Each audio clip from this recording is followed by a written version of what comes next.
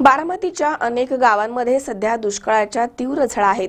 पिण्याच्या पाण्याचे जलस्रोत अटल्यामुळे दाही दिशा भटकंतीची वेळ नागरिकांवरती आली आहे। यावरती मात करण्यासाठी शासनाच्या वतीनं सुपे इथे पाझर तलावामध्ये पाणी सोडण्यात आलंय। या दुष्काळी परिस्थितीमध्ये पाण्याचा अपव्यय टाळून किमान 3 महिने पाणीसाठा उपलब्ध व्हावा अशीच अपेक्षा व्यक्त होतीये।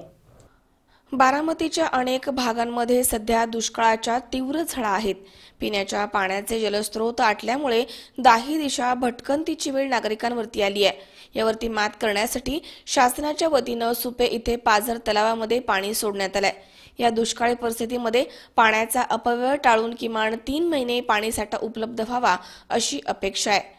यामधील काही मतलबी स्थानिक शेतकऱ्यांनी या महत्त्वाकांक्षेला सुरुंग लावलाय। पाझर तलावालगत असलेल्या बोरवेलमधनं पाण्याची विक्री करण्याचा सपाटा सुरू केलाय। या माध्यमामधनं दररोज सुमारे 15 ते 20 खासगी टँकर 1500 रुपये देऊन भरले जात आहेत। याविरुद्ध कठोर कारवाई करण्यात येईल अशी माहिती शासनाच्या वतीनं तहसीलदार विजय पाटील सह गटविकास अधिकारी प्रमोद काळे यांनी दिली आहे। तालुक्यामधील अनेक गावांसाठी पिण्याचे पाणी टँकर या पाझर तलावामधून भरले जात आहेत। या भागामधील सर्वात मोठा नैसर्गिक पाणीसाठा करणारा हा तलाव प्रसिद्ध आहे।